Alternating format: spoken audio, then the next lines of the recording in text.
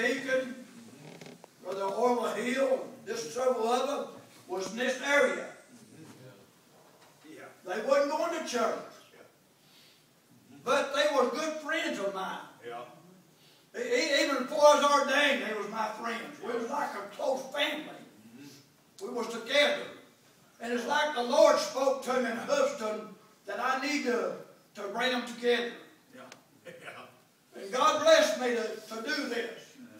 As I tried to sit the other night and write this down, I couldn't hardly see the paper for tears in my eyes, thinking about the joy, what God has brought together.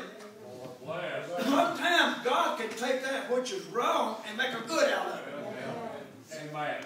Well, you know, it may not look right to us, God, but God can use that, okay? And I thank God for that. But anyway, 1970, I came this way, worked up here and worked in James and Boyce's house, and in Lucille and Hardy's house. Just started getting bigger and bigger. People started coming in, and we started praying down a church. And me and Brother Hardy and Hal Carter and James back there. James will tell you right now what he done. He helped us out. And to a lot of people, he was nobody. I'm sorry to say it that way. But James was a great help in us getting this building. What was that? And church, I remember a statement made Lucille one time that certain people would buy this place and turn it to hog pen before they let us come here. Well, they didn't want the Lord's here. But God came in anyway. Who shall stand? Showed that God is greater than Satan. You not know that?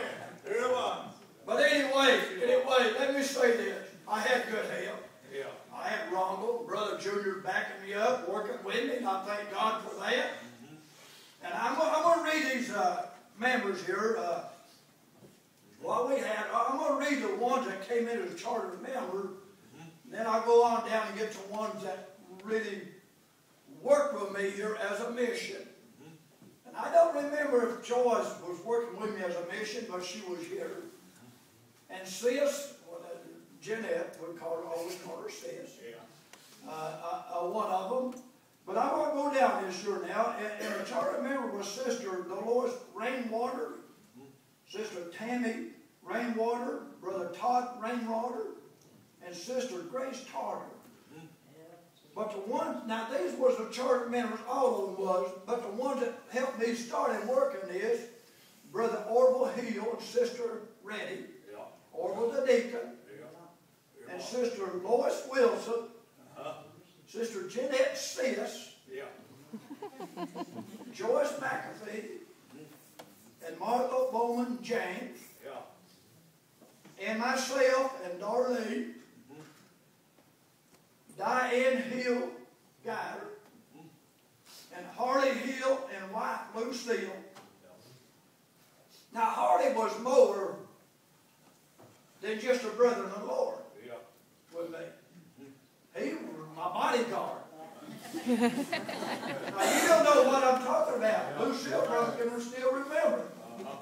One time we left the church here after Sunday school, went up to Hardy's for dinner, and when I came back, I couldn't walk hard up here for cords and PA systems all lined up here. And I looked at my two deacons in the church and I said, "Did you recognize this or what's going on here?" And they said, "No, we don't." They just came and opened the door and came on in and sat up. I wouldn't recognize them. Because if you remember me, I'm a person that treats singers like preachers. Now, if them singers ain't no good and I don't know them, I ain't going to give them the liberty to sing in their church. And I didn't know all about these singers, and I wouldn't let them sing. Well, I got done out of the service. I went ahead and preached that night. They was waiting on me out here under them trees. And somebody came, got me and told me, said, "Joe, they're waiting on you out here." I went out there. They started yelling and hollering at me. And Brother Hardy and Ford Bell came out there, and Hardy looked at him and said, "We're not going to have this. You're to load up and get out now." And And that's what happened. So they kind of watched over me while I was there. And I thank God for that. Amen. Did I tell you what? We went through a whole lot here, but I didn't go through any more than all of them did. When one hurt, we all hurt. And it was just a blessing. And nobody will know how much I enjoyed the work here in this little church. And how many times, and I still do it. I still do it today. Think about all the joy that we went through in this church here. Amen. And I don't care what I go through, it all has been worth it all. Amen. I thank God for it.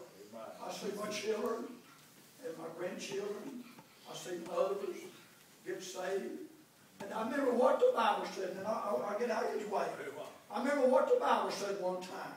The Bible said if we'll leave our family, our houses, and go for the Lord, all these mamas that you leave and your children, I'll give you more.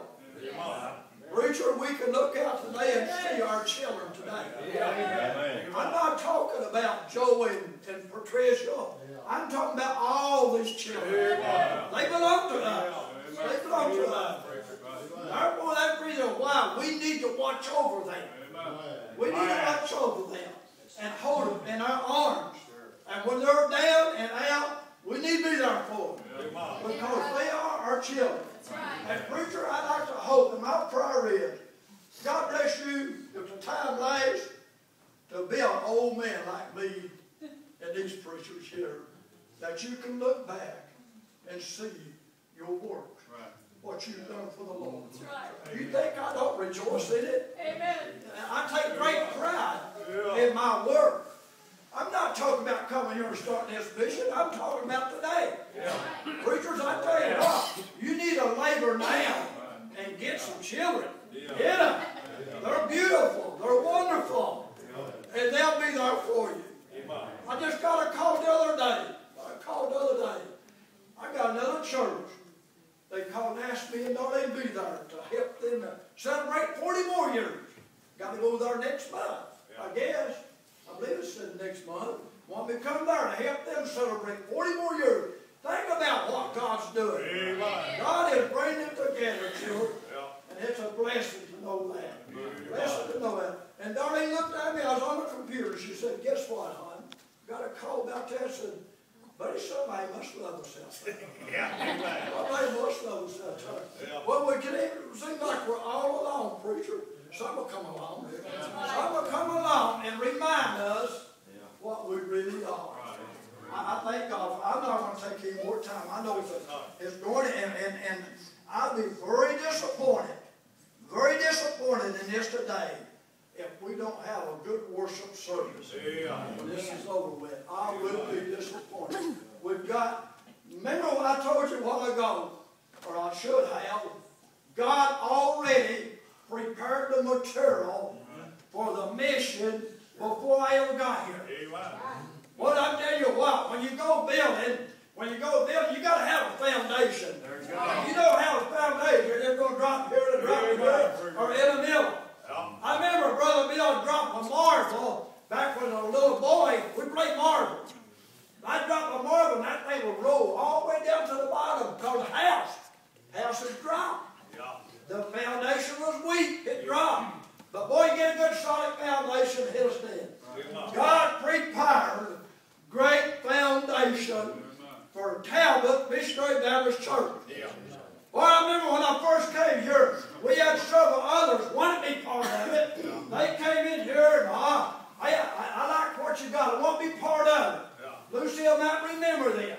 Well, they looked at me and they said, well, what are you going to call it? A United Baptist? They're poor people. They don't want to do nothing. Are you going to, well, what are you going to do?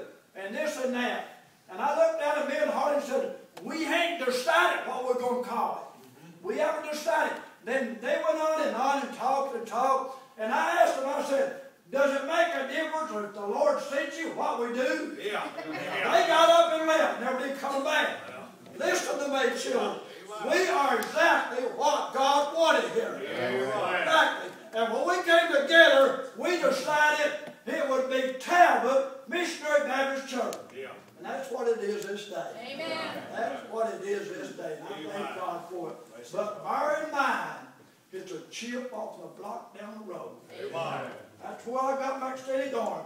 When in 1970, bless your heart, now we'll get out of the way.